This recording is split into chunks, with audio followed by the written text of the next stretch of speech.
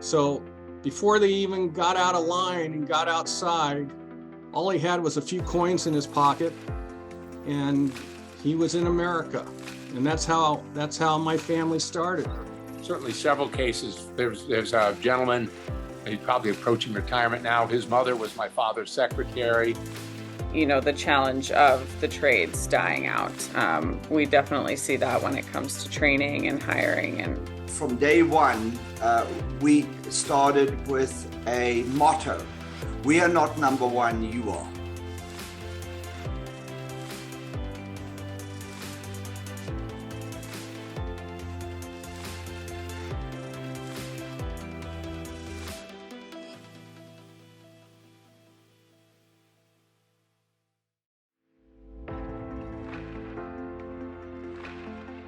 Interesting.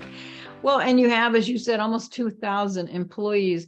What do you think in terms of those employees? How many of those would you say are kind of multi-generational employees? So dad comes to work for the business and then son comes from the work of the business. I mean, do you think you have a pretty good portion of them that are multi-generational employees in the business? Yeah. So the oldest business is the core U.S. business, and that's where there are certainly several cases. There's a gentleman, he's probably approaching retirement now. His mother was my father's secretary. He has an important job in the international logistics. That you are one of the largest women-owned business in Orange County, and I'm sure probably in the state, if not the nation. And yet, and here's your daughter now going to succeed you in this business. And yet it sounds like a very male dominated oriented industry. How is that? Is that the case? Yes. Oh, very much so. And it's always interesting to me that when I'm in a group and oftentimes people ask me what I do and I explain it, and there's either crickets because they don't know what to ask next because they're a little uncomfortable with it, or they'll say, oh, you must have been in the Navy.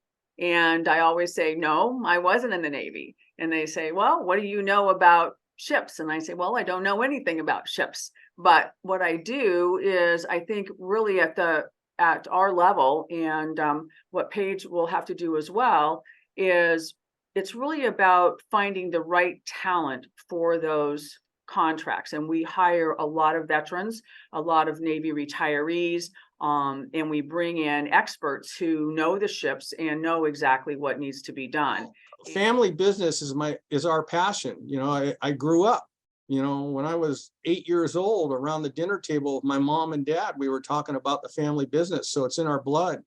So I started with the employees, and from day one, we started with a motto: we are not number one, you are.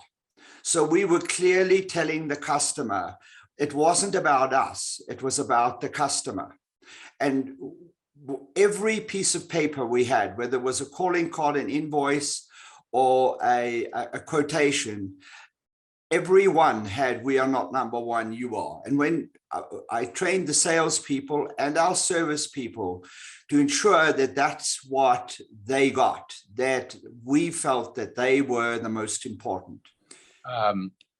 We have a lot of people send their kids here for internships, working in the lab or working in the international department. We offer those first to employees' families, and then we get a lot of customers from overseas. They want their kids to learn English, and so we have good relationships with customers around the world, and they'll send their semi-adult, their kids in high school or college, to intern here. So we usually, and in addition, of course, we offer internships to the local high school and college kids wherever we operate. You know, as part of the impact that we want to have with the business, if we can encourage people's kids to come and have this internship program, and ultimately we've had some of our employees' kids who've gone through that have been hired in to work for our company. So we've had the situation where we've had somebody on our HR team whose mother is still working on our plant floor in a team leader capacity. that 72% of family businesses have generations of employees working in their business, and which is amazing to me.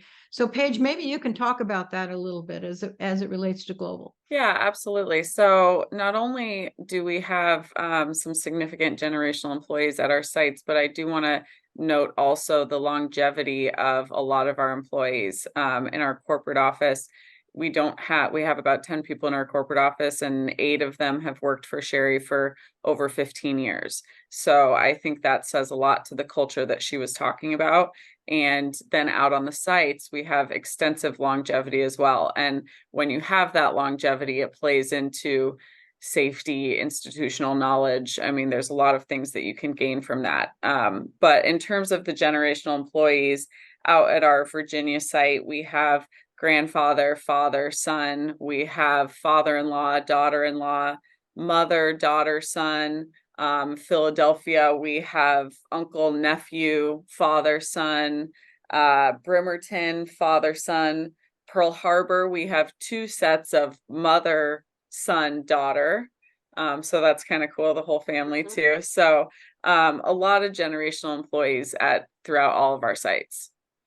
And we tell this story over and over again to remind the family members of our humble beginnings and the sacrifices made by previous generations to get where we are right now, because we own and operate commercial properties in California and Arizona. We train our family, we do our best to advise them and teach them that we're stewards of the family assets, that the sweat and sacrifices of previous generations that have gotten us to where we are now should be valued. When the next generation gets involved, they'll work as hard as my sister and I have in the 3rd generation to pass it on to their kids, the 5th generation and beyond. So I employed people with experience as well as people without experience, because I felt that I could differentiate by having my people advocate for this new business, as opposed to trying to say, well, we had come from another state or another company, and that we were a fresh new start.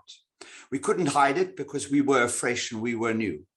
So from the 4, then I was keen to get mechanics, because mechanics were difficult to come by.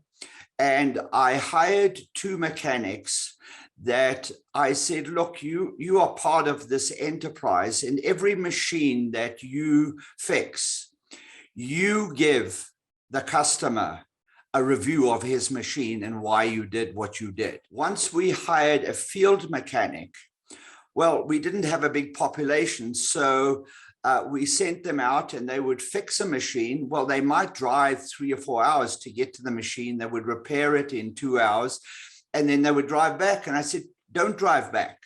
Go and have a look at other customers in the area, and you tell them about us. You tell them what we are. And it was amazing to empower those mechanics who had never been called on before to represent their company, what they did and how they really helped build our business. And that's how we were able to grow from those beginnings with just 4 of us, that within a period of 8 years, we had grown up to nearly 360 people. In my business, it ended up being different because our culture is so strong, and I've had all these employees that have worked for us for so many years that when I started to plan my exit, I was turning 65 and I was beginning to plan my exit. At that time, Paige had not expressed an interest yet. And so I was preparing the business for sale. And the hardest part was going to bed every night and waking up every morning thinking about who might purchase this and how they might treat my employees, or what they might do to this business that I've put my heart and soul into. And that was scary for me. And then Paige stepped up, and she had worked in the business when she was younger, in high school and college, and So she stepped up and said she had an interest, and it was just such a relief. And I think for especially the employees in the corporate office who knew that planning was going on, she came in with a whole different level of acceptance, because they were excited to know that she would carry that culture on.